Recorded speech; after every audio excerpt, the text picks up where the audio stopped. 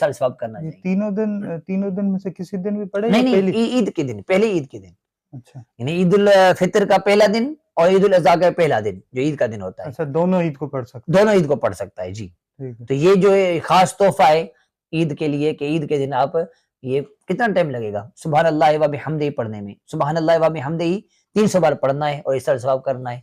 तो इससे ये जो मरहुमीन के लिए बहुत अजर सवाब का बायस होगा। सुभान अल्लाह व बिहम्दिही, बस जी, सुभान इतना। अल्लाह अज़ीम नहीं पढ़ना। वो तो पढ़ ले अच्छी बात है, वरना ये जो अच्छा, लिखा हुआ है सुबहान अल्लाह व बिहम्दिही लिखा हुआ है, जी, ये जी। बंदा अगर सुबहान अल्लाह व बिहम्दिही सुबहान अल्लाह अज़ीम पढ़ता है, उसको दिक्कत नहीं होती तो और अच्छी बात है।